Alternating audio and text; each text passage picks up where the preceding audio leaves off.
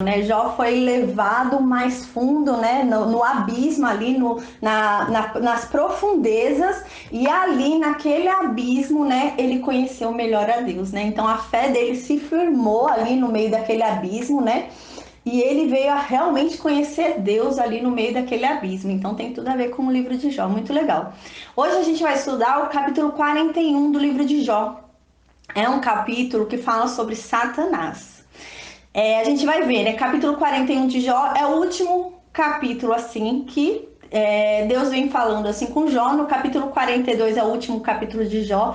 A gente vai ver que, então, Jó se rende a Deus, né? Então, agora, no último capítulo, assim, que Deus fala com Jó, tentando convencer Jó do arrependimento, tentando convencer Jó de largar o orgulho dele, porque a gente viu que o problema de Jó era o orgulho, né? Ele não era um pecador, assim, de cometer mal ao outro, né? Segundo o que eles pensavam, que somente era um pecador quem era assim. Mas ele havia nele orgulho, né? E a gente lembra que Deus havia comparado os orgulhosos com os perversos. Então, para Deus, um orgulhoso é um pecador. Uma pessoa orgulhosa é um pecador. E agora, no capítulo 41, Deus vai finalizar falando isso. Deus vai finalizar falando que o rei dos orgulhosos é Satanás. Deus vai falar isso no capítulo 41. Então, não é à toa que no capítulo 42, Jó chega e fala: Senhor, eu retiro tudo que eu disse, eu me arrependo, eu sou pó e cinza, e eu deito aqui no pó e a cinza, porque eu não sei de nada, eu falei o que eu não entendi, eu falei o que eu não conhecia, e eu me rendo a ti. Aí Jó se humilha. Então, no capítulo 41, capítulo especial, né? A gente viu que Deus havia chamado ali Jó, né, para falar no capítulo 40, né? Então, Deus chamou Jó ali no capítulo 40, mas Jó parece que ainda não havia entendido, ainda não havia aprendido a lição completa da humildade. Então, ele vem no capítulo 40, mas ainda sem estar totalmente entregue o orgulho dele, né? E ali sujeito à humildade, né? A humilhação diante de Deus. Então, a gente viu que agora, depois da última fala de Jó no capítulo 40, Deus começa a falar em orgulho. A gente vai observar que depois da fala de Jó no capítulo 40, até o final da fala de Deus, assim, né? Deus vem focando sobre o orgulho de Jó. Então, Deus fala: ó, Jó, seu problema é o orgulho. Abandona esse orgulho, o teu problema é o orgulho. Então é esse o foco, né? Então Deus quer convencer Jó a largar o orgulho dele, a se humilhar diante de Deus. Parece que Jó tinha um problema em se humilhar ali. Ele não queria se humilhar, havia um orgulho ali nele, né? Um homem rico, né? Um homem famoso, né? Então ele não queria humilhar, ele não queria se humilhar, não queria ser humilhado. Então ele achava que não era justo ele estar sendo humilhado por Deus. Ele não queria sofrer aquela humilhação diante das pessoas. Então Deus fala: não, você tem que se humilhar. Você está se humilhando um pouco, né? Então a gente lembra que no capítulo anterior Deus havia falado sobre orgulho, né?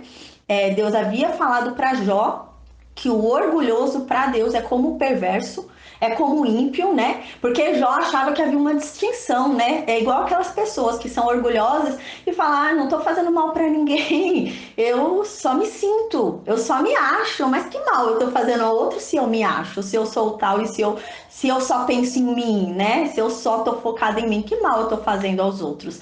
E Deus fala: não, o orgulhoso, né? O soberbo é equiparado ao perverso, é equiparado ao ímpio. Então, no capítulo 40, Deus vem falando isso para Jó. Deus fala, agora Deus foca no problema de Jó, que é o orgulho. Então, Deus vem falando diretamente ali com Jó sobre o orgulho. E agora, no capítulo 41, a gente vai ver que Deus vai vir falar sobre Satanás para Jó. Deus vai usar o capítulo 41 inteiro para falar sobre Satanás para Jó. E no final, Deus fala: olha, Satanás é o rei dos orgulhosos. Satanás é o Deus dos orgulhosos. Satanás é quem domina sobre os orgulhosos. Então, tem certeza, Jó, que é esse o caminho que você vai querer tomar? Então, a gente observa por que no capítulo 42 Jó vem rendido, né? Porque no capítulo 41 Deus vai falar quem que é o rei do orgulho, né? Não é Deus, é Satanás. Então, agora o capítulo 41 é voltado. Deus vai e realmente revela para Jó quem é Satanás, né? E revela para ele que aquele orgulho de Jó não está alimentando a Deus, Está alimentando a Satanás, né? Então agora a gente vai ver no capítulo 41 isso.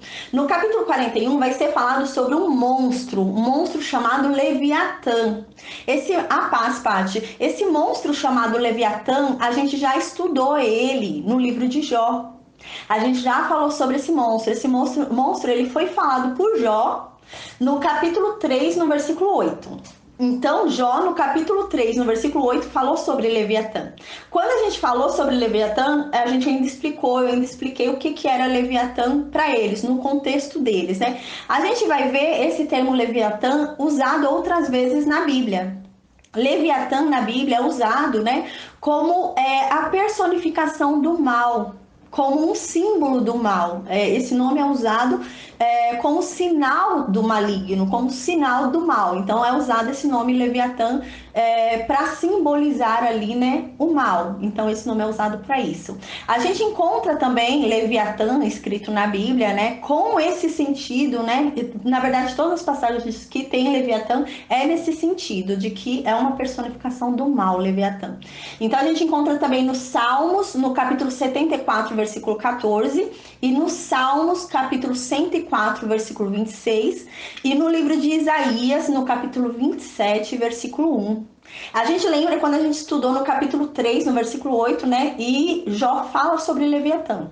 Quando Jó fala sobre Leviatã, a gente lembra que eu falei na época que para eles, né, Leviatã era como se fosse uma espécie de mito, né? Era um mito que havia, né? De gerações a gerações havia passado, né, uma mensagem de que era um monstro. Agora eu vou falar, talvez vocês lembrem, que era um monstro que existia no mar, um monstro marítimo, que representava a desordem do mundo, né? Então a gente viu isso no capítulo 3, versículo 8. Era um monstro marítimo que representava a desordem do mundo, e Deus havia amarrado esse monstro, né? Deus havia prendido esse monstro, e Jó ainda fala, será que agora eu me tornei esse monstro para o Senhor, Deus, né? Então é isso. Então agora Deus vai falar, você tá falando do que você não sabe. Você tá falando que você se tornou esse monstro, você não sabe o que você tá falando, Jó, né? Então Deus vai ensinar sobre esse monstro que Jó tanto ouvia falar e falava, e não sabia o que era, né? Mas ele sabia que era a personificação do mal. Então, Jó ainda havia falado, né, que ia convocar os feiticeiros, né, que chamavam a esse monstro. Então, ele ia chamar os bruxos que chamavam a essa personificação do mal. Os bruxos que faziam bruxarias chamando o mal. Então, ele ia chamar essas pessoas para amaldiçoarem o dia dele, o dia que ele nasceu. A gente lembra que havia visto isso no capítulo 3, versículo 8, né? Então, era um monstro que eles tinham por entendimento, né, que era um monstro, que era a personificação do mal. O mal estava representado naquele monstro. E esse monstro trazia desordem para a terra. Então eles entendiam que Deus havia prendido esse monstro, né? E o mundo havia sido equilibrado de uma forma, né, de uma certa forma, né, de forma que esse bicho não estivesse totalmente solto, né, à solta, fazendo tudo o que quisesse, né? De certa forma tem uma lógica isso, tem uma razão, conforme a gente já viu no livro de Jó, né? Deus, ele também domina os poderes do mal, né? Ele também domina as trevas, porque se Deus não dominasse as trevas, eles estavam aqui deitando e rolando, né? Então Deus também domina as trevas, então as trevas também são dominadas por Deus. Então aqui há um sentido no que Jó está falando. Então Jó fala que esse monstro teria sido limitado, né? O seu poder teria sido limitado, e ele não causaria mais só desordem no mundo inteiro, né? Então ele fala que esse monstro seria o maior inimigo de Deus. E a gente lembra que no capítulo 3, versículo 8, Jó havia falado, será que por acaso eu me tornei esse monstro? Eu me tornei agora o seu pior inimigo, Deus? Eu me tornei o seu maior inimigo? Então agora Deus vai falar quem é o maior inimigo dele, né? Que é Satanás. Então fala, não, você não é, Jó, você não sabe o que você está falando. Você está falando do que você não entende, né? Você está falando que você se tornou ele, mas saiba que você não se tornou ele. Então agora ele vai explicar para Jó quem é Satanás, né? Então a gente lembra que aqui ele vai começar a falar sobre Leviatã. Deus vai começar a falar aqui sobre Leviatã. Então Deus usa muito a linguagem da pessoa que está ouvindo. Então, para ele dar uma mensagem para uma pessoa, ele vai dar uma mensagem de acordo com o que aquela pessoa conhece. Igual na época de Daniel, Deus não ia dar uma mensagem para Daniel decifrar, né, para Daniel entender, mostrando para Daniel um trem. porque não existia trem na época de Daniel. Então Deus mostra para a pessoa, né, a mensagem dele de acordo com o entendimento que aquela pessoa tem, né? Deus, ele não mostra coisas que a gente não vai entender. Ele, pelo contrário, ele revela o que ele quer nos revelar, né, moldando a mensagem dele ao que a gente conhece, ao nosso conhecimento. Então, Deus vai moldar a mensagem dele aqui para Jó, segundo o entendimento de Jó. Então, Jó entendia que Leviatã era o mal representado naquele bicho. Todo o mal do mundo era representado, o maior inimigo de Deus, o maior mal do mundo, o criador do mal, era representado nesse animal Leviatã. Então, Deus vai falar com Jó sobre Satanás, usando o que Jó conhece. Então, ele não vai falar com Jó sobre algo que Jó não conhece. Ele não ia falar com Jó sobre Satanás usando referências que Jó não identificaria que ele está falando sobre Satanás. Então, Deus usa referências que Jó vai entender que ele está falando sobre o maior inimigo dele. Então, é esse o contexto. Por isso que a gente vê que no capítulo 42, Jó vem rendido, Jó vem modificado. Porque agora no capítulo 41, Deus vai falar sobre quem é o maior inimigo dele. Como que é o maior inimigo dele. Então, no capítulo 42, por isso que Jó vem rendido, vem entregue a Deus. Porque ele entendeu a mensagem. Porque Jó tinha, o seu povo tinha naquela época, por entendimento, né, que o maior inimigo de Deus, né, aquele que se levantou contra Deus, para eles era Leviatã, né? Então para eles era isso, né? Igual algumas pessoas falam, Lúcifer, né? Por exemplo, que não existe na Bíblia escrito Lúcifer, né? Mas algumas pessoas, por esse nome, conseguem entender, né? Então Deus se utiliza disso, do entendimento que a pessoa tem, para explicar para ela a mensagem. E foi o que aconteceu aqui no caso de Jó. Deus não ia usar uma mensagem sem usar o que Jó já conhecia. Então Deus se aproveita do conhecimento de Jó, que Jó tem, que Leviatã é a personificação do mal, é o mal em pessoa, é o mal em monstro, é Leviatã. Então Deus vai falar sobre o que é esse mal, sobre quem é esse maior inimigo dele, né? Então agora Deus vai começar a falar sobre Satanás para Jó.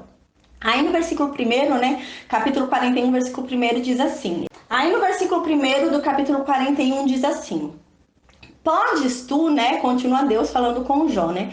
Ô Jó, por acaso você pode, com um anzol, pegar o Leviatã, né? Ou travar a língua dele com uma corda, né? Então, você pode por acaso fazer isso, Jó? Porque as pessoas temiam, naquela época de Jó, as pessoas entendiam que Leviatã era a personificação do mal, ali era o mal representado em um monstro, era o Leviatã. Então, eles tinham medo, receio, não chegavam, não ousavam ir procurar esse monstro. Era um mito que se existia, mas ninguém era capaz de ir buscar. Todo mundo deixava ele lá quieto. Era um mito que existia, era um mito que era falado, mas deixa ele lá quieto. Ninguém ia se envolver em procurar ele, em buscar ele, né? Então aqui Deus fala, por acaso você conseguiria com o anzol pegar o Leviatã, né? Porque ele entendia o que a gente lembra, que o entendimento de Jó, o entendimento do seu povo era o quê? Que Leviatã era um monstro que estava no mar. Então era um monstro que estava no mar e Deus havia acorrentado ele para tentar equilibrar a ordem do mundo. Então Deus fala a linguagem de Jó. Então fala, assim como você vai pescar um peixe, você por acaso poderia ir lá no mar e tentar pescar o Leviatã, Jó, né? Ou você travaria a língua dele por acaso com uma corda? Aí no versículo 2, Deus continua falando com Jó.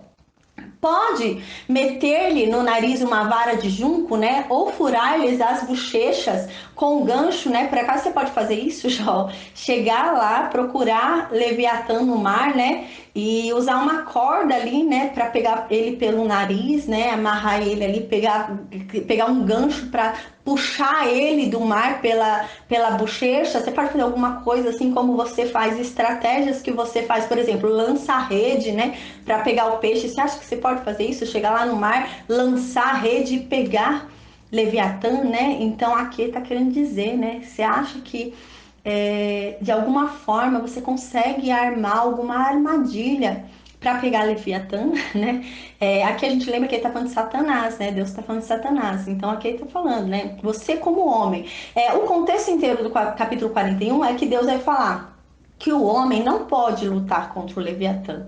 O homem não consegue nada contra o Leviatã, mas Deus pode, é isso que ele fala. Agora, Deus é o único que pode vencê-lo, é isso que ele vai dizer ao longo desse capítulo 41. Deus fala, mas quem é Leviatã diante de mim? Não é nada. Ele menospreza tudo, mas diante de mim ele não é nada. Então é esse o contexto do capítulo 41. Então ele vai mostrar como que é Leviatã, para no final dizer que para Deus ele não é nada. Para os homens ele assim, a gente teme, né? É isso que ele quer dizer. Os homens temem, os homens têm medo, os homens ficam apavorados diante do Leviatã. Mas para mim ele não é nada. Eu destruo facilmente ele. Então é isso que Deus vai falar. Então Deus fala, né, que ele não é como um peixe, né, por estar dentro da água, que o homem pode facilmente, né, pegá-lo. Então ele não é assim como um peixe, não é manipulável como um animal, né? Apesar do homem achar, né, que ele ali seria um animal, né? Pela mitologia deles, né? Pela superstição dele, acharem que é um animal ali preso no mar, né? O homem não conseguiria dominá-lo. Então é isso que Deus fala. Assim, apesar de o homem achar que pode lutar e ganhar dessa personificação do mal, e essa personificação do mal passar a servir o homem, na verdade ele está sendo iludido, porque o homem é quem serve a esse mal. Então é isso que Deus fala, por isso que Deus está falando de Satanás, né? Muitas vezes o homem está achando que Satanás está servindo a ele, mandando pecados para ele, mandando tentação, né? Então Satanás está servindo a ele por mandar prazeres. Mas aí Deus vai falar, não, você acha que ele está te servindo? Na verdade você está servindo a ele, né? Então é nesse sentido que vai indo o capítulo 41. Aí aqui no versículo 3 continua. Acaso te farás muitas súplicas? Ou te falará palavras brandas, né? Aí fala aqui, você acha, né? Primeiro que você não pode pegá-lo, né? Você não tem poder para pegar essa personificação do mal, né? Que você conhece como o maior mal que existe, né? Como o meu maior inimigo, né? Que você conhece, né? Satanás, você não tem poder para pegá-lo. Primeiro, você não, como homem, você não tem poder para pegá-lo, né? E terceiro, né? No versículo 3 ele fala assim: e por acaso você acha que ele. Primeiro que você não pegaria ele, né? E você acha que ele te imploraria, que ele é de implorar, que ele é de falar palavras brandas, né? Você acha que ele é bom? Você acha que ele fala palavras brandas? Você acha que ele faz súplica? Você acha que ele pede por favor? É isso que ele tá falando, sabe? Quando ele diz assim, por acaso você acha que ele vai te fazer muitas súplicas, né? Então, você acha que ele vai te implorar? Ele não é assim. Então, ele não pede por favor, né? Ele não vai pedir por favor para que você faça algo para ele. Ele vai te obrigar a fazer aquilo. Ele vai te levar a fazer aquilo que ele quer que você faça. Você acha que por acaso ele vai ficar te implorando, ai, faz por favor que eu quero que você faça esse pecadinho para mim? Não, ele não vai ficar te implorando. Ele vai te obrigar a fazer aquilo. Ele vai te convencer a fazer aquilo. Ele vai te forçar a fazer aquilo. Ele não vai usar súplicas, né? Ele aí termina aqui falando, você acha que ele tem palavras brandas, né? Você acha que ele vai tentar te convencer, né, com palavras brandas? Não. Ele é furor, ele é terror, né? Então aqui Deus começa a apresentar quem é Satanás para Jó, né? Então aqui ele fala, não, ele não vai te implorar, né? Ele quer te usar. Então aqui ele não vai te implorar para que você faça a vontade dele. Ele vai te obrigar a fazer a vontade dele, né? Satanás não implora, né? Satanás não fica enchendo de súplicas, ai, por favor, não. Satanás obriga, né? Obriga você a seguir ali o caminho dele, né? É aquela coisa, né, que tem muita lógica. A pessoa mente uma vez, quando ela mentiu uma vez, né? Ela passa a ser escravo de novo de Satanás. Por quê? Porque uma mentira vai levando a outra, que vai levando a outra, que vai levando a outra, então ela é obrigada a mentir. Ela é obrigada a fazer novas mentiras para cobrir a primeira mentira. E ela vive numa vida de mentiras, porque ela sempre vai ter que inventar uma nova mentira para cobrir a mentira anterior. Então Satanás a obrigará sempre a mentir, né? Então Satanás não implora, Satanás obriga. Quando você entra para ele, ele não vai te tratar com amor. Ele vai te tratar como um servo, como escravo, né? Jesus Cristo nos comprou como servos, né? Deus nos comprou como servos e podíamos ter ficado como servos, mas Deus nos tornou filhos, né? Mas para Satanás nós somos servos. Então, não é Satanás que nos serve. Quando nós estamos em Satanás, né? Nós servimos Satanás. Porque ou a gente está em Cristo ou a gente está em Satanás. Não existe meio termo. Então a pessoa ou está em Cristo ou está em Satanás, né? Então, aqui no versículo 3, né, Jó fala, assim, você acha por acaso, né, que essa personificação do mal, né, que Jó compreendia, que era o maior inimigo de Deus, a representação de todo o mal do mundo ali, né, você acha que ele vai implorar por alguma coisa, né? Você acha que ele vai usar de palavras amigáveis, de palavras brandas? Você acha que ele vai ser bom? Você acha que ele é bom, né? Aí no versículo 4, Deus continua falando sobre quem é ele. Aí Deus diz no versículo 4: fará ele, né, Leviatã, né, Satanás, né, porque Leviatã é a personificação do mal para Jó. Então Jó já tinha o conhecimento que havia ali, para ele aquilo representava o mal. Então aquilo era o maior inimigo de Deus ali, a luta era contra aquilo, né? Então Deus fala aqui: você acha que Leviatã, né, ele vai fazer acordo contigo? Você acha que Leviatã vai ceder? Porque acordo é isso, né? Acordo é quando duas partes cedem alguma coisa. Porque se só uma parte cede, não é acordo, né? Só uma parte ganha, isso não é um acordo, né? Isso é a imposição de uma vontade, porque só uma parte está ganhando. Agora, acordo é quando as duas partes ganham. Você só faz acordo quando você tem algum benefício. Senão, não é um acordo. Se é uma coisa imposta, não é um acordo. Então, não é um acordo, né? Seria algo que seria benéfico para os dois, né? Para os dois lados, né? Então, ele não faz acordo. Por que ele não faz acordo? Porque só ele é beneficiado. Ele não quer beneficiar a outra parte, né? Satanás, Leviatã, não quer beneficiar o outro. Ele só quer beneficiar a si mesmo. Então, aquele que está com Satanás não fez acordo com Satanás. Porque quando você faz acordo com alguém, você ganha alguma coisa. Deus fez uma aliança com a gente. Aliança e acordo é a mesma coisa. Deus fez um acordo, uma aliança conosco por meio de Jesus Cristo. E nós ganhamos alguma coisa. Então, Deus cumpriu a parte dele no acordo, né?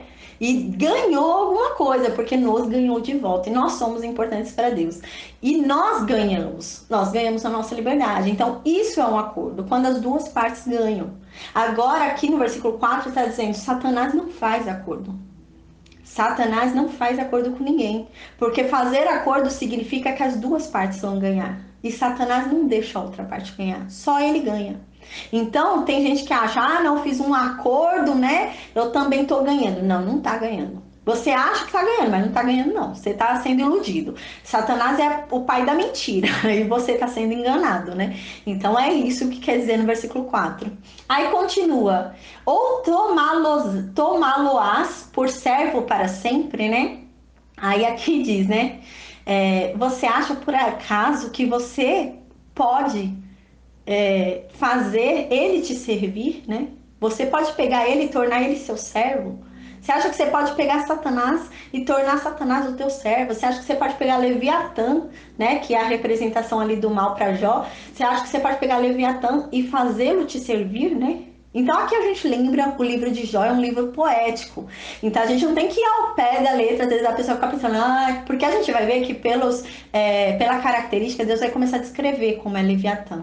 E ele vai escrever, né, que sai fogo da boca de Leviatã, né, tudo. Das narinas de Leviatã sai fumaça. Então ele vai começar a descrever como que é Leviatã, né? E só que assim, não existiu na Terra comprovadamente nenhuma criatura que tenha sido assim, cuspisse fogo, né? Igual os dragões que falam, né? São seres mitológicos, assim, mas não tem comprovação científica, né? E Deus é que começa a falar sobre a descrição desse ser, né? Leviatã, né? Sobre esse ser que personifica, que significa o mal, né? Que ali nele tá todo o mal, né? Que seria o mal do mundo, esse ser, né? Então Deus vai começar a descrever esse ser, né? E aqui, né, Deus fala: por acaso você acha que você pode pegar Leviatã, né? Você pode pegar Satanás e fazê-lo te servir? Você acha que ao invés de você ser servo dele, ele que vai te servir? Você acha que, na verdade, primeiro que Deus já quebra de duas formas, né? Deus fala, primeiro que ele não faz acordo. Então, mesmo que ele não te servisse, né? Podia fazer um acordo, porque o que, que não é servir? É fazer acordo. Então, fazer acordo são as duas partes ganharem. Então, se as duas partes ganham, ninguém é servo de ninguém porque as duas partes ganharam. É o que nós somos hoje de Deus. As duas partes ganharam, nós somos filhos, não somos servos de Deus. Nós éramos servos de Satanás, nós éramos escravos de Satanás. Mas de Deus nós somos filhos, né? Então, há essa diferença. Então, quando há um acordo, as duas partes ganham, né? Então, Deus fala, você acha por acaso que você pode fazer acordo com Satanás? Você acha por acaso, né? Que se não fizer um acordo, você acha que você pode dominar sobre ele, fazer ele te servir? Você acha que você pode usar ele e achar que ele está te servindo? Você acha isso? Você acha que ao invés de você estar servindo ele, você acha que ele está te servindo? É isso que você acha, né? Então Deus está falando isso aqui, né? Então a gente lembra que aqui é um livro poético, então Deus está falando muito além, né? Então a gente tem que realmente, né? A gente lembra que aqui tem muitas figuras de linguagens usadas, né? A gente lembra que eles usam em forma de poesia muitas figuras de linguagem para dizer algo por trás daquilo, né? Então eles usam figura de linguagem para por trás daquilo revelar uma mensagem. E é o que Deus está fazendo aqui também, seguindo a linha de raciocínio que já estava sendo feita ali durante a discussão, durante o livro inteiro. Então Deus vem vindo no mesmo sentido. Aí no versículo 5, né, diz: brincarás com ele como se fosse um passarinho, né? Ou tê-lo-ás preso à correia para as tuas meninas, né? Então aqui Deus fala, você acha que você pode ir brincar com ele como se ele fosse um passarinho? Você acha que ele é inofensivo? Você acha que ele não faz nada, não? Você acha que ele não vai te morder? Você acha que ele não vai te machucar? Você acha que ele não vai querer te matar? Você acha que ele não vai fazer nada? Você acha que pode brincar com ele como se brinca com um passarinho, né? Você acha que você pode colocar ele numa corrente, numa correia, né? Colocar um negócio no pescoço dele e deixar ele como um animal doméstico, como um cachorro, né? Como um pet de casa, como um animal de casa? Você acha que pode fazer isso com ele, né? E entregar ele de presente para suas filhas, né? Fazer dele um animal doméstico, né? E entregar para suas filhas, brincar com ele. Você acha que você pode brincar com ele? Aí, né, Deus vai falar mais pra frente, né? Que você não é doido de brincar com ele. Você não é doido de se meter com ele. E se você se meter com ele, você vai se arrepender. E a briga vai ser tão feia, você vai se machucar tanto que você não vai querer mais mexer. Você vai deixar quieto, você não vai querer mais mexer com ele. Então Deus começa a falar assim, né? Então você acha que você pode brincar? Você pode falar, agora eu quero te usar, vem aqui que eu quero te usar. Vem aqui me servir. Não, não, na verdade se engana quem pensa que Satanás está servindo ele, né? Na verdade é o contrário. Aí aqui, né, no versículo 6 diz, acaso os teus sócios negociam com ele?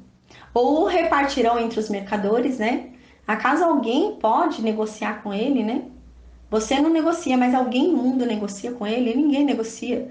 Aqueles que negociam com você, que são seus sócios, ninguém negocia com ele. Homens negociam entre si, mas Satanás não negocia com ninguém. Satanás não negociou nem com Deus. Satanás não quer negociar com ninguém. Então aqui ele continua. Ou repartirão entre os mercadores, né? Por acaso, né? Alguém vai querer pegar e repartir, dividir Leviatã, né, Satanás, para distribuir, quem vai querer? Quem quer comprar? Ninguém vai querer, porque sabe o nível de destruição disso, né? Então aqui ele vai continuar falando que é um nível de destruição muito grande que há, né? Nesse ser, né? Então é isso que vai falar aqui. Aí no versículo 7 continua: encher-lhe-ás a pele de arpões ou a cabeça de farpas, né? Você acha que você pode feri-lo de alguma forma? Né? Você acha que pode machucar ele, né? Igual, por exemplo, às vezes a pessoa às vezes fala, né?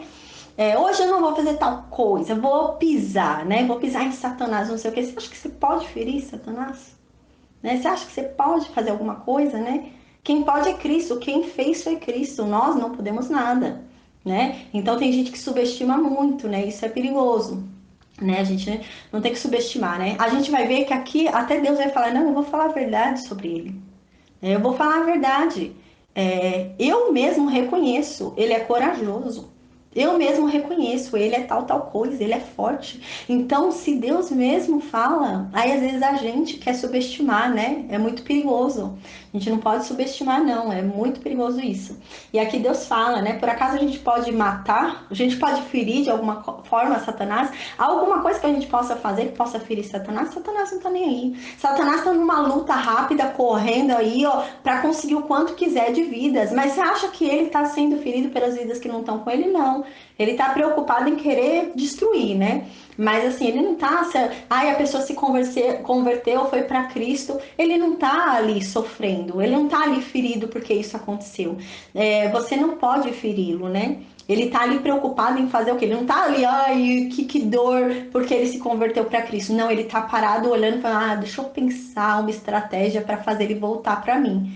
É isso que Deus está falando. Ele não é ferido. Você não fere ele, né?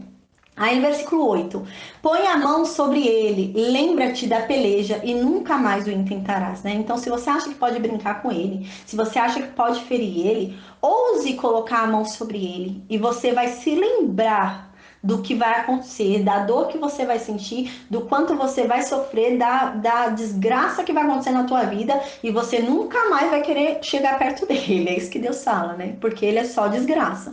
Então, quando você ousar brincar com ele, colocar sua mão nele, você vai ver que o negócio não é bem assim, né?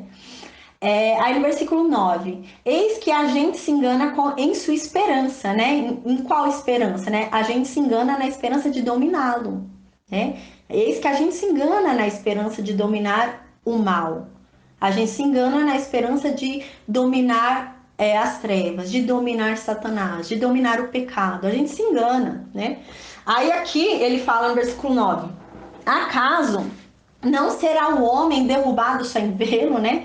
Só de ver o homem já começa a se tremer, o homem já tem medo. Só de ver o homem já treme. Como que o homem diz que quer brincar com ele? Como que o homem diz que é mais forte que ele, que vai pisar na cabeça dele, que vai destruir ele, que vai... Como que o homem faz isso? Se realmente ele aparecer para o homem cai duro no chão desmaiado. É isso que Deus está falando, né? Então, no versículo 10 continua. Ninguém há, né, tão ousado. A gente vê que Deus aqui faz questão de falar, né? Que ele é forte, né? Que ele é poderoso, né? Leviatã, né? Satanás, que ele é forte, é poderoso, né? Realmente, os homens temem a ele, né? Realmente, ele tá em uma condição ali, né? Que ele ri da humanidade. Mas, assim, no final do capítulo, Deus traz um conforto, né? Deus fala, mas eu sou maior que tudo. Né? Aquela coisa que a Bíblia nos diz, né? Para a gente não se preocupar, porque maior do que o que está no mundo, que é Satanás, é Deus que está conosco. Então é isso que fala aqui nesse capítulo 41, né? Então Deus não esconde a grandeza de Satanás. Tem muita gente que quer zombar de Satanás, gente. Mas assim, Deus reconhece a grandeza de Satanás. Só que Deus fala, mas ele não é maior do que eu. Então ele pode ser grande, ele é poderoso, mas não é maior que eu. Contra mim ninguém pode. Então é nesse intuito que Deus fala.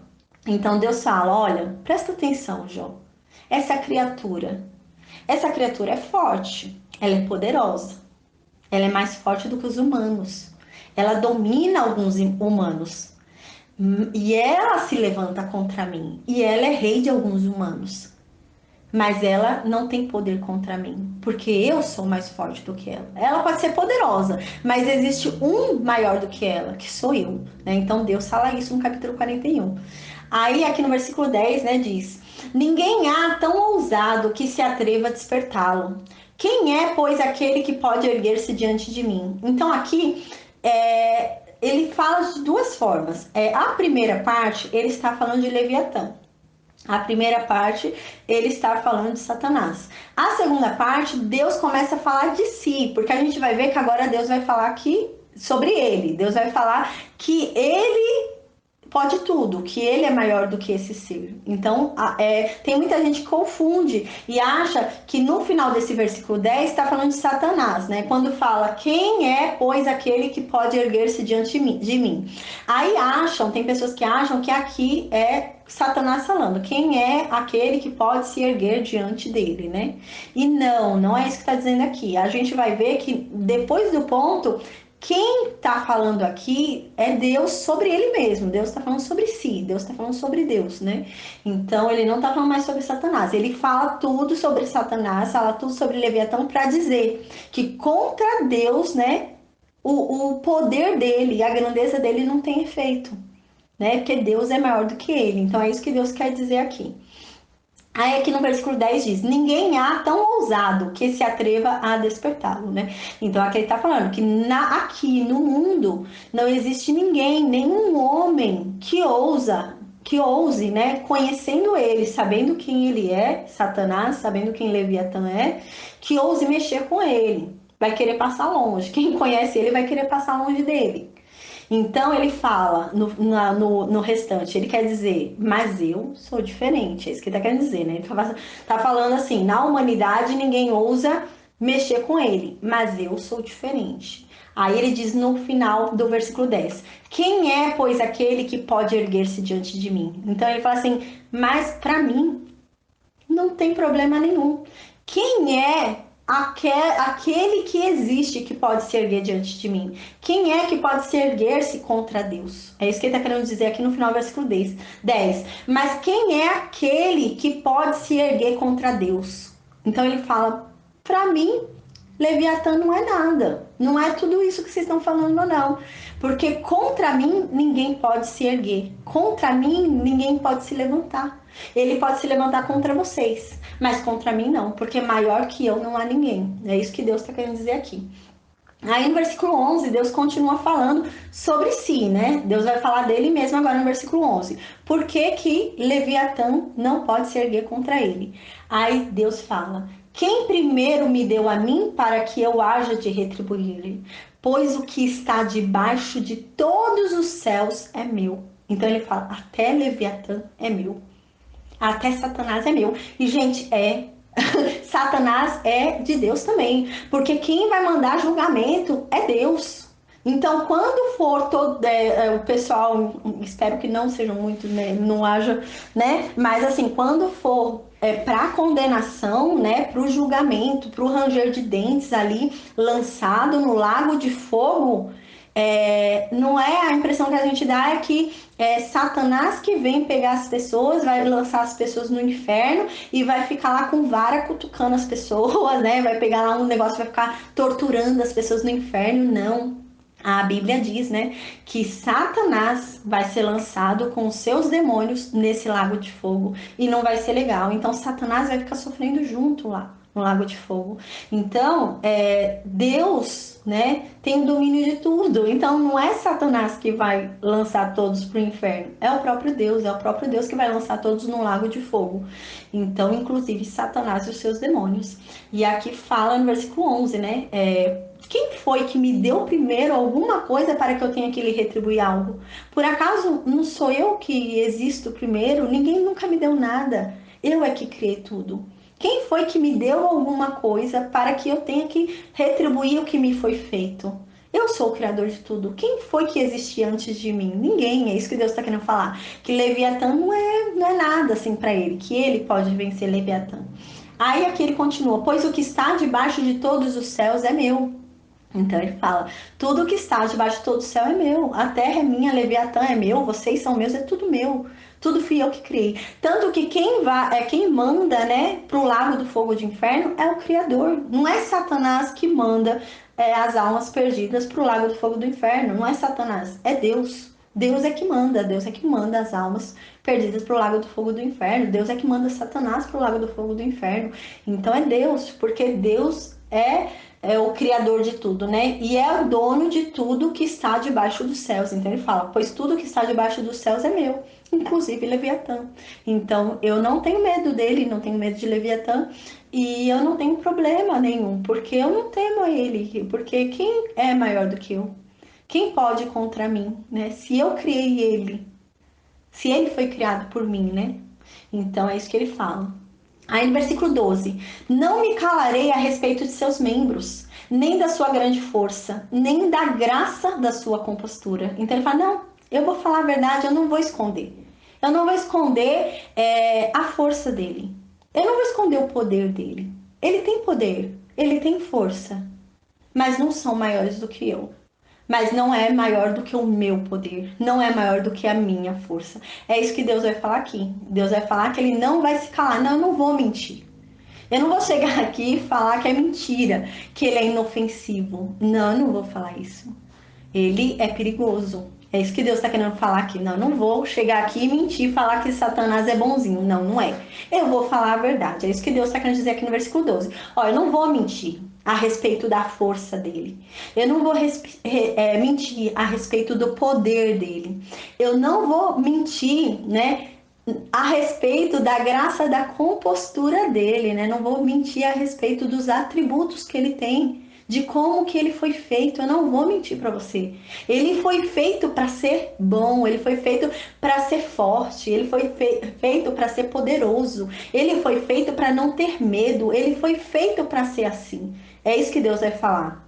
Então, realmente, não há surpresa para mim, é isso que Deus está querendo dizer, né? Não há surpresa para mim todo esse poder dele. Não há poder, não há surpresa para mim ele não me temer. Não há surpresa para mim o poder que ele lança, a força que ele lança. Não há poder para mim, porque eu criei ele para ter esse poder. Eu criei ele para ser forte. Eu criei ele para ser poderoso. Eu criei ele para ter essa postura, essa compostura, essa inteligência, é isso que Deus fala. Eu criei ele para tudo isso. Eu só não criei ele para o mal. Mas ele se corrompeu. Mas eu criei ele para ser perfeito, para ser o melhor, né? É isso que Deus fala. Eu não vou mentir. Eu não vou mentir para você. Aí no versículo 13 continua: quem lhe abrirá as vestes do seu dorso, né? Ou lhe penetrará a couraça dobrada. Então ele vai falar: não vou mentir para você, Jó. Quem é que pode arrancar o couro dele? Quem pode arrancar o couro de Leviatã, Jó? Não vou mentir para você, vocês não podem, só eu posso. Porque eu sou Deus, o criador dele, então só eu posso, ninguém pode, eu não vou mentir para você. Ninguém pode arrancar o couro dele, né? E a gente vê que Deus fala bastante sobre ele, né? Falando que na verdade, né, ele engana as pessoas, ele ilude as pessoas, onde ele passa, ele deixa falsos rastros de luz para as pessoas o seguirem, achando que estão indo em rumo à luz e não estão, porque ele é destruição, né? E no final do capítulo, Deus vai falar: mas ele é o rei dos soberbos, ele é o rei dos orgulhosos, e todo aquele que é orgulhoso e soberbo, com ele está. Então aqui a gente vê que Deus fala: ó, Jó, ou você larga seu orgulho aí, ó, e vem comigo, ou você mantém o seu orgulho e vai para ele, né? Então, o negócio aqui foi feio. Acho que Deus aqui chegou no limite, né, de falar: agora é o teu julgamento, Jó. Você não queria tanto um julgamento, Jó? Agora chegou o seu julgamento. Chegou a hora de você decidir.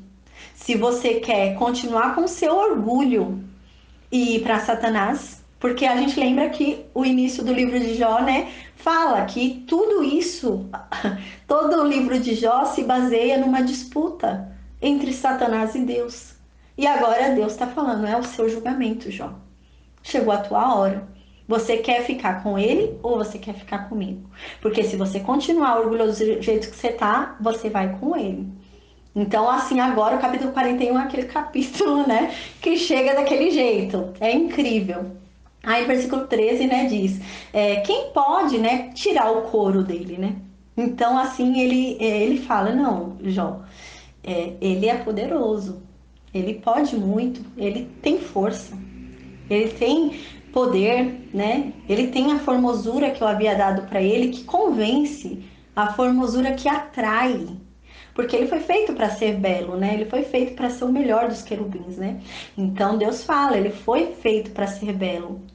Mas os caminhos dele são traiçoeiros, né? Ele engana, ele não faz acordo com ninguém, ele não serve a ninguém, ele engana. Então Deus explica muito bem para Jó, para Jó decidir. A gente vê que é engraçado, que legal, né? Porque Deus é tão bom, que deixa Jó decidir com quem ele quer ir. Deus mostra a verdade para Jó. Mostra a verdade do que é ir com Satanás. E é isso que a palavra de Deus é, né? É isso que a Bíblia é. A Bíblia é Deus mostrando a verdade pra gente do que é ir com Satanás. Porque tem muita gente que acha que está com Satanás fazendo acordo com Satanás. Satanás não faz acordo com ninguém. Satanás não serve a ninguém. Satanás usa, né? Satanás não usa de educação, né? De boas maneiras. Então Deus, nossa, Deus é muito bom com Jó, porque Deus primeiro mostra a verdade para Jó, para que Jó então decida com quem ele quer ir. Se ele quer ir com Satanás ou se ele quer ir com Deus, porque a gente lembra que tudo era uma aposta. Desde o início do livro é uma aposta entre Satanás e Deus sobre a vida de Jó. Então Deus agora revela a verdade para Jó decidir. Você vai comigo, Jó, ou você vai com ele que te acusou. Então agora Jó começa a conhecer realmente a verdade de quem é Satanás. Então Deus é muito gracioso mesmo. A gente vê que os amigos, né, os homens, né, quando entraram no julgamento a favor de Deus para falar em nome de Deus, né, entraram acusando a Jó, né? Entraram sem compaixão alguma, sem piedade alguma, né? Sem amor algum, né? E a gente vê quão melhor é cair no julgamento de Deus, né? Quão melhor é a gente ser julgado por Deus do que julgado pelos homens, né? Deus é muito misericordioso, muito mais misericordioso, tem muito mais compaixão, né? Então a gente vê qual a distorção, né? Como que Deus julga a Jó e como que os amigos julgaram a Jó. Muito melhor é cair no julgamento de Deus. Muito melhor é cair nas mãos de Deus do que nas mãos dos homens, né? Então a gente observa isso, porque Deus tem misericórdia e compaixão e Deus quer o nosso bem. Deus não quer nos acusar. Deus quer nos mostrar a verdade para nos convencer a segui-los, né? Então Deus não acusa ninguém. Pelo contrário, Deus quer revelar a verdade para a pessoa. Deus quer tirar aquela escama dos olhos da pessoa, que é o que havia nos olhos de Jó. Jó não estava entendendo que aquilo era uma disputa entre Satanás e entre Deus, que a vida dele ali estava querendo ir para lá e para cá e ia realmente acabar indo para Satanás, porque Jó estava caindo num orgulho ali. Um homem justo, um homem perfeito, um homem íntegro, ele poderia ter acabado caindo por causa do orgulho, sem nunca ter pecado assim materialmente, né? Sem nunca ter feito nenhum mal para outro humano, para outra pessoa assim em si. Mas por conta do orgulho dele, ele poderia ter sido condenado. Então Deus entra e mostra isso para Jó, mostra a verdade para Jó, que aquele orgulho dele o levaria à condenação. Então é algo incrível. Aí é que Deus fala realmente. Você acha, né, Jó, que por acaso existe alguém que possa tirar o couro dele? Né? Aí da terra, aí de baixo, existe alguém fora eu, fora mim, que possa tirar o couro de Satanás, o couro de Leviatã? E ele continua, ou lhe penetrar a couraça dobrada, né? Ou alguém pode, por acaso, né, atravessar a couraça dele e tentar ferir ele de alguma forma. Você acha que alguém pode? A couraça protegida que eu fiz nele, eu fiz uma couraça realmente para ser impenetrável. Eu fiz ele para ser forte e invencível. É isso que Deus está querendo dizer.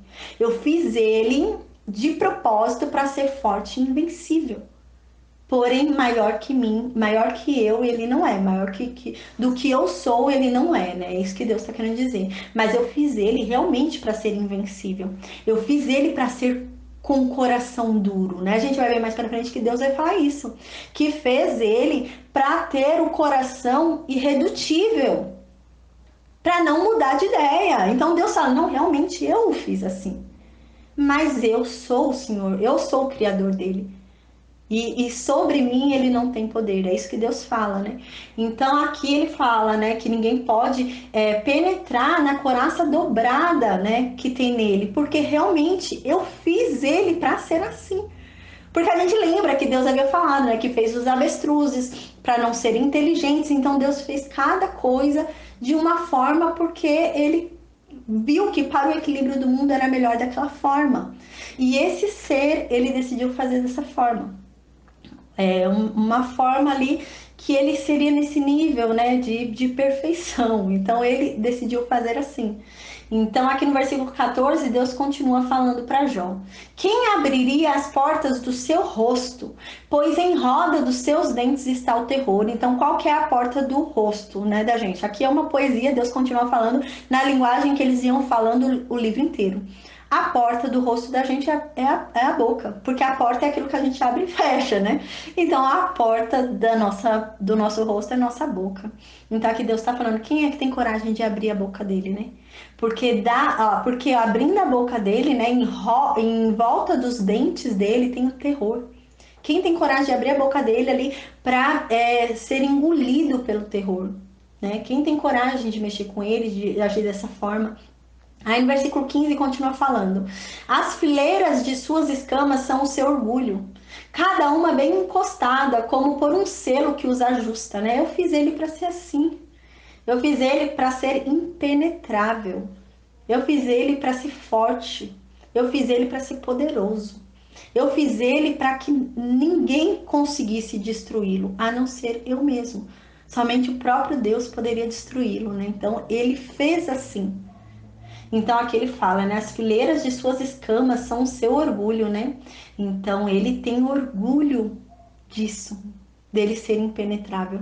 Então ele está falando aqui, não Leviatã, Satanás tem orgulho disso, do quão impenetrável ele é, né? Do quão difícil é vencê-lo. Ele tem noção disso e isso é o orgulho dele. O orgulho dele é isso, é ele ter sido feito dessa forma.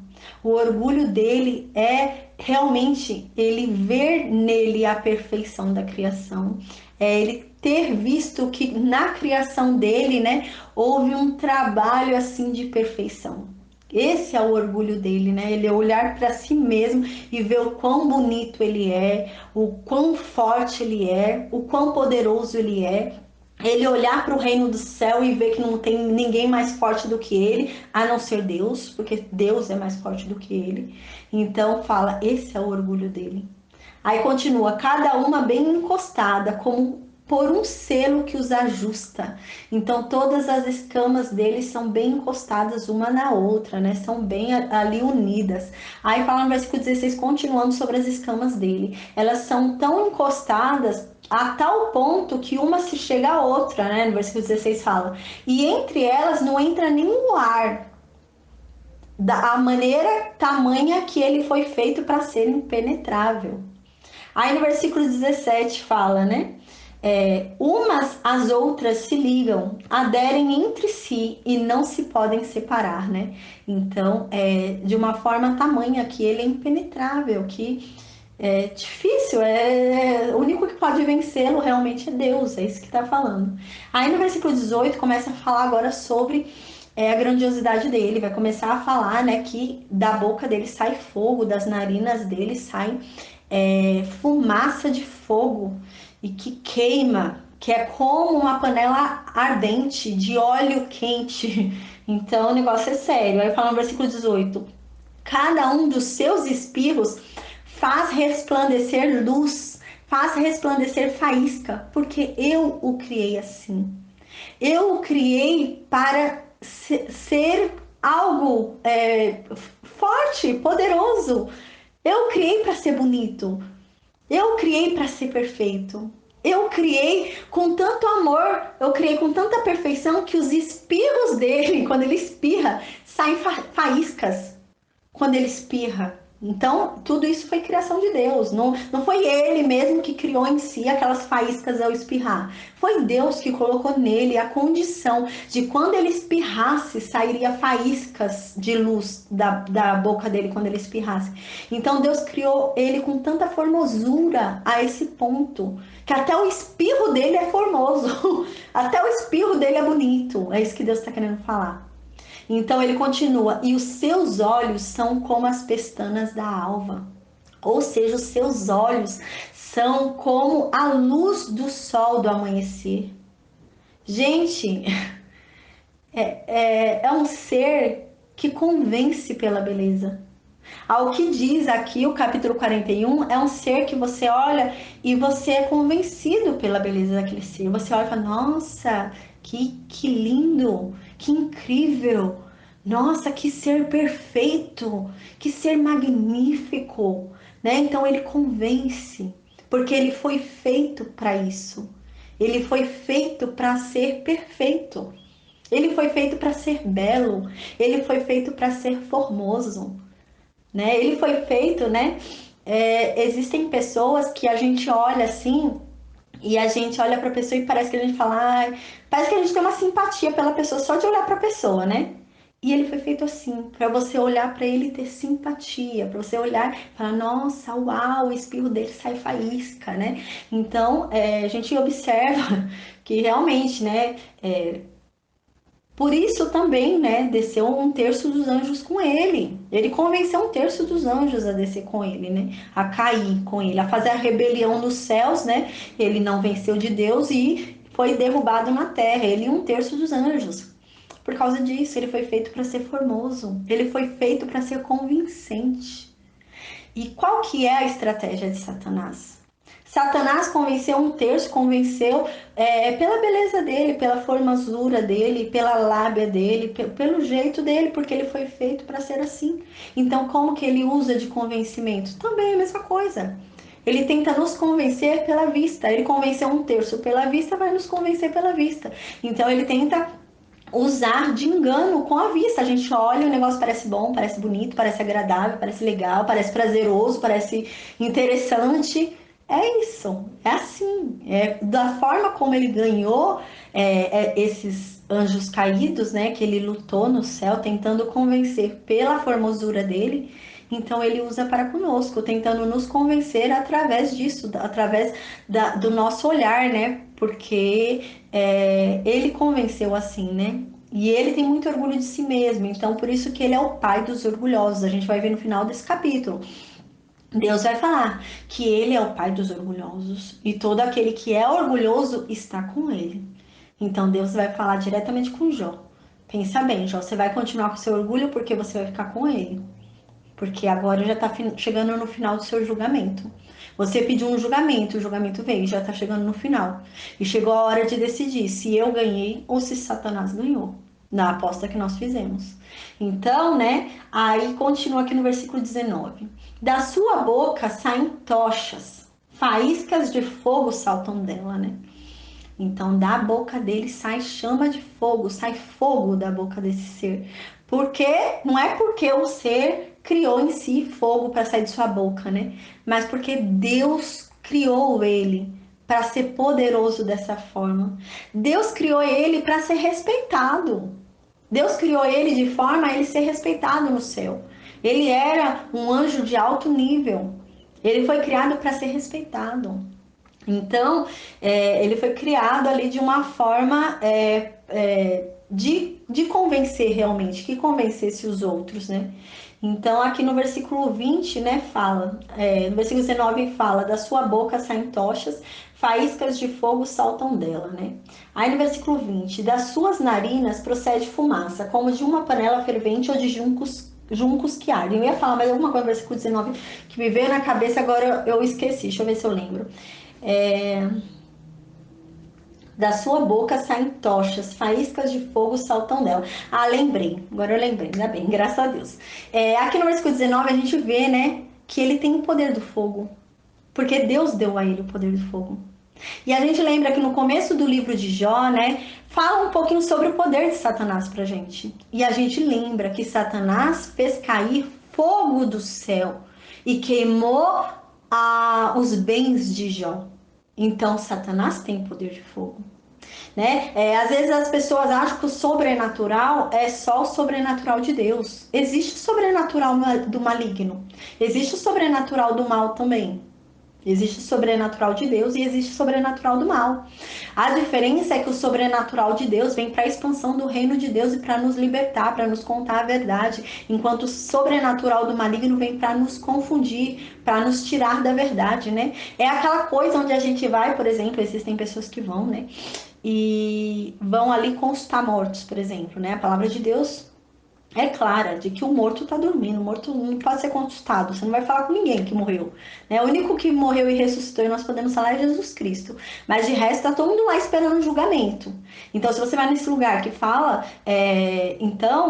isso, né? Às vezes a pessoa que tá ali do outro lado, ela vai começar a falar coisas que só você sabia, aquela pessoa não sabe. Mas assim, são coisas que Satanás tem acesso.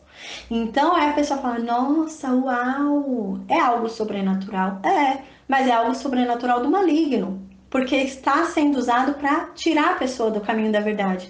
É a mesma coisa, existem lugares que você vai, né, que as pessoas vão, e lá eles ficam chamando as pessoas, chamando pessoas que já morreram, e tem manifestações sobrenaturais naquele lugar. Então, no terreno, por exemplo, com terra, você começa a ver fincadas de passos no chão, você olhando e vê aquelas saltos de mulheres assim fincados no chão, você olha e vê o caminho. O que que é aquilo? Não é a pessoa que morreu andando, é um sobrenatural do maligno, para fazer a pessoa continuar achando que ali é algo sobrenatural de Deus, e não é sobrenatural de Deus, é sobrenatural do maligno. O maligno também usa o poder sobrenatural para enganar, né, para convencer. Existem pessoas que são convencidas assim, né, pelo olho. Então ela vê algo sobrenatural, opa, é de Deus. Você não sabe, às vezes não é, não tem nada a ver, não é o sobrenatural de Deus, você tá achando que é de Deus ali, não é. Então a gente tem que ter muito cuidado, né? A gente lembra no começo do livro de Jó, Satanás fez isso. Satanás lançou poder sobrenatural ali. Foi tudo sobrenatural que Satanás fez na vida de Jó, no início do livro de Jó. A gente lembra, era algo tremendamente sobrenatural, não tinha como ser natural, não tinha como ser comum cair fogo do céu e destruir o rebanho de Jó. Isso era algo sobrenatural. O que? Maligno. Por quê? Porque Satanás queria que Jó pensasse que aquele sobrenatural era de Deus. O Satanás queria que Jó pensasse que aquele agir era de Deus. E é isso que Satanás faz. Igual quando estavam os 10 filhos de Jó ali reunidos no início do livro. Caiu a casa em cima dos 10 de uma vez só. O que que é isso? É algo sobrenatural. Como que vai cair se de repente casa de cima dos 10, né? Mas é o que? Foi algo sobrenatural que Satanás fez para tirar Jó do caminho dele, né? E ocultar a verdade. Então, para que Jó atribuísse aquele algo sobrenatural a Deus. Mas a gente tem que ter consciência que existe sobrenatural de Deus e existe sobrenatural do maligno. Existem coisas sobrenaturais que Satanás e os seus demônios fazem. E são coisas sobrenaturais para nos tirar do caminho de Deus. Então existe. Então a gente tem que ter esse cuidado. Aí aqui no versículo 20, né, continua falando sobre os atributos, né, desse ser. Aí fala no versículo 20: das suas narinas procede fumaça, como de uma panela fervente ou de juncos que ardem. Então esse ser está tão irado, é um ser revoltado, que ainda que estivesse de boca fechada, pela sua revolta, pela sua inflamação, da narina dele sai fumaça. E essa fumaça, só a fumaça da narina dele saindo de boca fechada, é como se fosse uma panela de óleo fervente. Não precisa nem abrir a boca, ele não precisa se mexer. Só dele estar ali nervoso, respirando, a respiração dele já é como uma panela fervente de óleo ardente.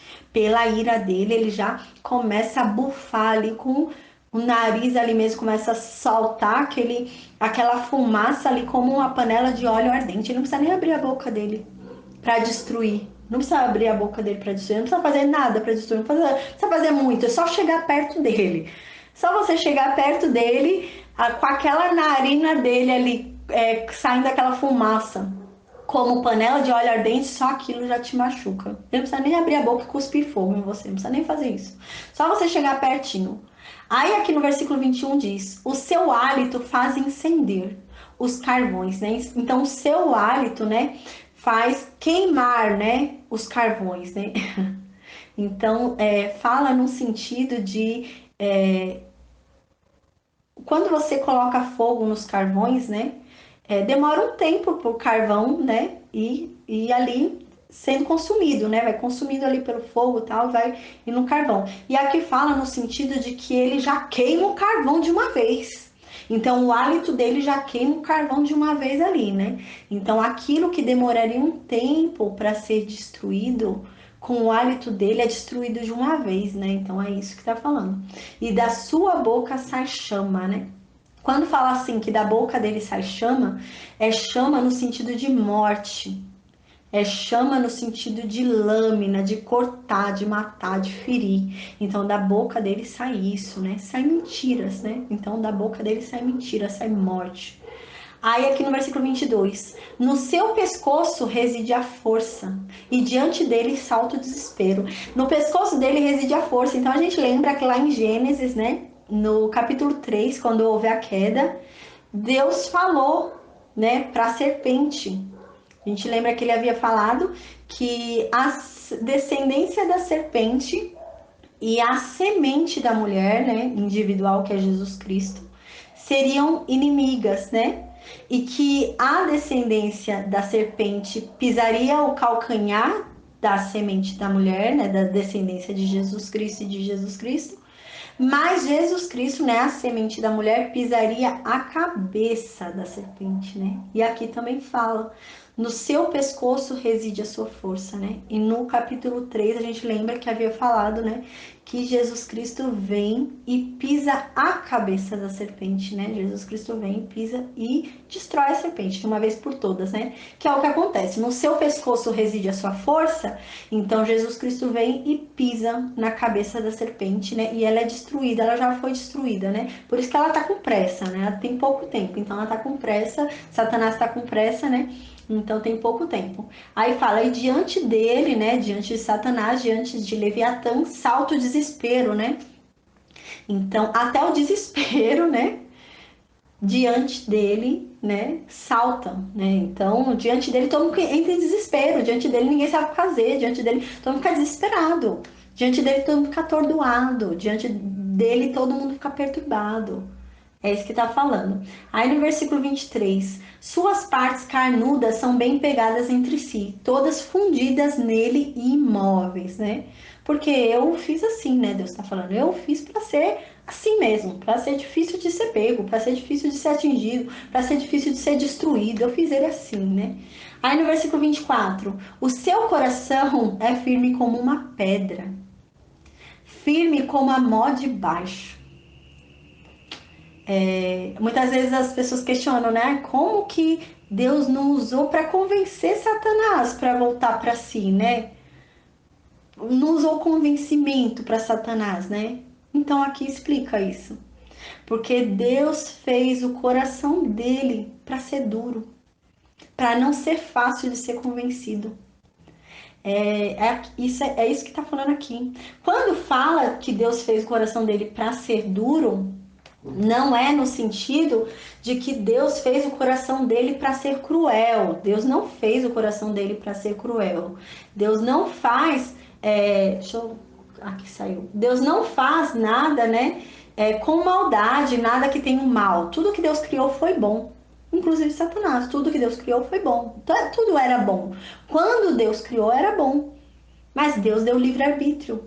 Mas Satanás se corrompeu, né? E Deus, quando criou ele para ter o coração duro, para não ser facilmente convencido, para não ser facilmente mudado de opinião. É isso que quer dizer, né? Porque era o que? Deus criou ele num alto nível. Era um cargo de confiança. Deus criou ele num cargo de confiança ali. E Deus criou ele, nossa, para ser perfeito, para ser bom, para proteger ali o reino, né? Deus criou ele ali num patamar alto. Então, a função que ele exercia, Deus criou ele com um coração duro para ninguém convencê-lo de nada. Porque ele já era tão perfeito, ele não precisava ser convencido de nada. Ele já tinha a perfeição da inteligência, da sabedoria. Deus já tinha dado tudo para ele, né? Então ninguém precisava convencê-lo de nada, porque Deus já tinha feito ele com a própria sabedoria, inteligência e entendimento. Então Deus criou ele realmente com um coração para que não fosse convencido, um coração duro. Que você fala, a pessoa não escuta. Então por isso que Deus não convence. Às vezes as pessoas falam, mas como que Deus não convenceu ele? Como que Satanás conhece ele? A gente vai ver também por que Satanás não teme a Deus, né? Aqui diz isso. Mas por que Satanás não se converte, né? Se Satanás conhece a verdade, se Satanás conhece Deus, se Satanás sabe que já perdeu, por que ele não se converte? É isso que a Bíblia fala, que Deus fez ele, o coração dele, realmente, para não ser facilmente convencido. Quando ele tá com uma coisa, fica firme o coração dele naquilo e o coração dele não se dobra facilmente para outra ideia, para outra coisa. E Deus o fez assim, para ser assim. Aí continua, firme como a mó de baixo, né? O coração dele é firme como uma pedra de uma rocha, uma pedra dura. Que foi um coração assim, que você pode falar, porque dizem, né, que água mole em pedra dura, tanto bate até que fura, né? Dizem, porque a água fica batendo e quebra, né? E abre. Só que aqui essa pedra é aquela pedra que a água bate, e não quebra. É uma pedra dura, dura. Não caberia nesse exemplo. Então, o coração dele foi feito para ser assim, para não ter convencimento. Então, não adianta pregar para ele, não adianta falar para ele, não adianta tentar convencê-lo. Ele não vai se convencer. É isso que diz. Aí no versículo 25. Levantando-se ele, tremem os valentes. Quando irrompe, ficam como fora de si, né? Então, quando ele se levanta, até quem é valente, até quem é corajoso, começa a tremer. Quando vê ali ele levantado, ele agindo, ele se manifestando ali, a pessoa já fica assim, olhando abismada, até aquele que é corajoso.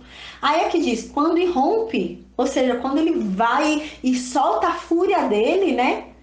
Aquele que está recebendo a fúria dele, aquele que está ali vendo a fúria dele, fica atordoado, não sabe o que fazer, fica fora de si, não sabe para onde ir, não fica que nem barata tonta, né?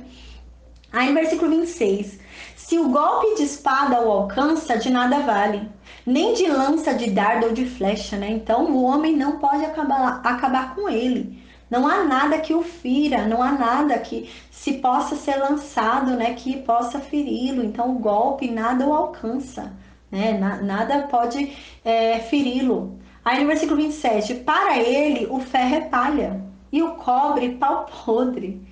Então, o que destruiria facilmente o homem, para ele não é nada. Pega um homem e bate num homem com um ferro. O homem é destruído facilmente, ou pelo menos vai sentir muita dor, né? E aqui ele não, aqui diz que o ferro para ele é palha. Então, como que você vai ferir ele? Como que você vai machucar ele? Como que você vai fazer ele sentir alguma coisa, né? E o cobre é pau podre para ele, né? Então, nada atingiria, né, ele, né? Ele ri dessas coisas, né? Que facilmente atingiriam um homem. Ele debocha, ele ri, porque não atinge ele. Então ele brinca com os homens, porque o que machuca o homem, para ele não é nada. Aí no versículo 28, acerta ou não faz fugir, as pedras das fundas se lhe tornam em restolho, né? Então, as setas, as flechas, né, apontadas para ele não foge, ele não tem medo das flechas que são apontadas para ele. Ele não foge, ele não tem medo. Aí diz aqui, as pedras das fundas se lhe tornam em restolho, né? Então aquelas pedras atiradas contra ele, né? Para ele são como palha, não faz diferença, ele não tá ligando, né? Aí no versículo 30, debaixo do ventre há escamas pontiagudas, essa parte é muito interessante. Debaixo do ventre há escamas pontiagudas.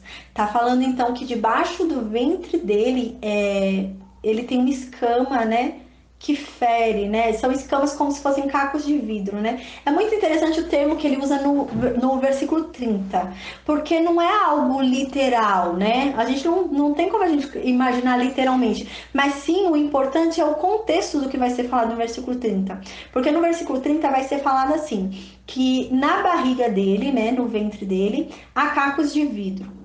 E ele anda por meio do lodo, ele anda por meio da lama, ele anda por meio da sujeira, arrastando aquela barriga dele cheia de caco de vidro.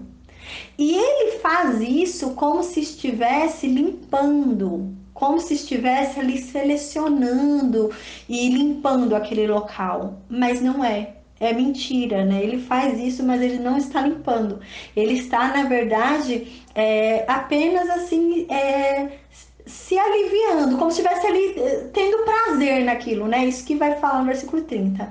Ele faz como se fosse nesse sentido, né? Ele tem essas cacos pontiagudos na barriga, fica se movendo pelo lodo, pela lama, pela podridão, e ele passa ali pela podridão como se ele estivesse limpando aquele local. Porém, é mentira. Ele faz isso, né? Mas porque ele gosta. É como se fosse a pessoa que gosta de se coçar, gosta de... É um gosto, ele gosta daquilo. Mas ele faz como se estivesse limpando. Então tem um termo muito mais poético no versículo 30, né? Do que literalmente. Senão a gente já começa a imaginar literalmente uma barriga com cacos subido. Mas assim, poeticamente falando, ele anda em meio à podridão, né? Ele anda ali na sujeira, na imundície, como se aquilo não pertencesse a ele, como se ele estivesse limpando aquilo, né? Como se ele estivesse tirando aquilo de você, mas na verdade ele está tendo prazer naquilo. Mas ele finge que não é, mas ele está tendo prazer naquilo, ele está gostando de andar ali. É isso que quer dizer no versículo 30. Aí diz assim: debaixo, agora que eu já expliquei, eu vou ler o versículo. Diz assim: debaixo do ventre há escamas pontiagudas, né? Há cacos pontiagudos debaixo do ventre dele, né? E ele se arrasta com esses cacos pontiagudos, né? Na lama, no lodo, na sujeira, né?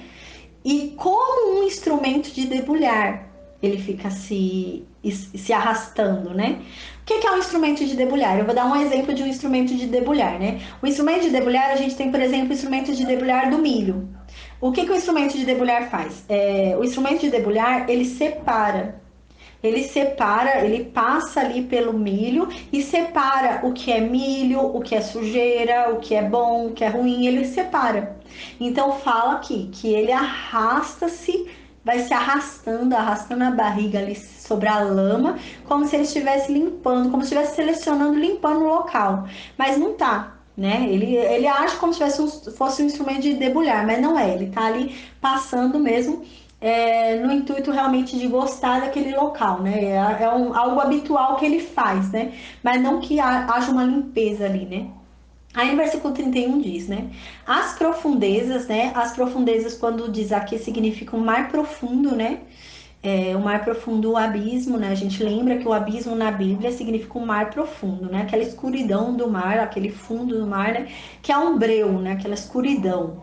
A gente vê, por exemplo, né? No fundo do mar, né? Não chega luz. Então é um breu, é muito escuro. Então agora vai falar sobre isso. Aí diz, as profundezas, né? O mar profundo, ele faz ferver como uma panela. Torna o mar como caldeira de unguento. O que que acontece? As profundezas do mar, né? A gente vai na superfície do mar, já é meio frio, né? Imagina as profundezas do mar, lá o fundo do mar, o fundão do mar. Deve ser um gelo, né? Muito frio ali. Aí ele fala que até esse local que é muito frio lá embaixo, né? Ele faz ferver. Ele faz ferver como se ali fosse uma panela de óleo ardente, como se fosse uma panela fervendo. Então, realmente, ele faz ferver aquele local que está gelado.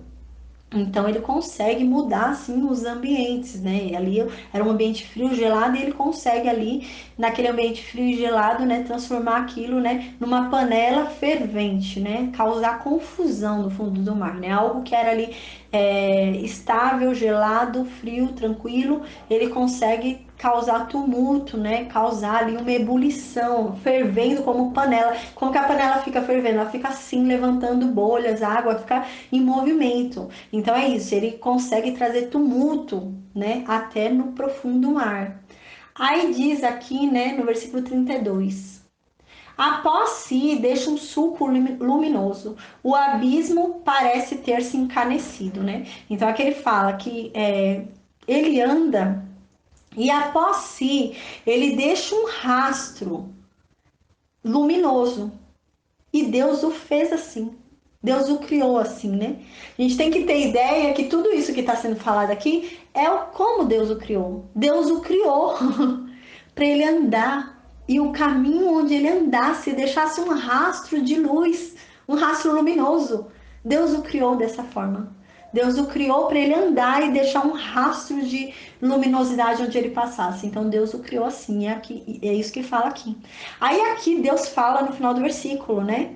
Aí o abismo parece ter se encanecido, né? Então fala assim, aí a gente pensa que o abismo, né? Na Bíblia a gente vai ver também abismo usado como trevas, né? Porque a escuridão, a plena escuridão, né? Pleno breu. Que lá embaixo, a gente lembra que aqui ele está falando sobre o fundo do mar.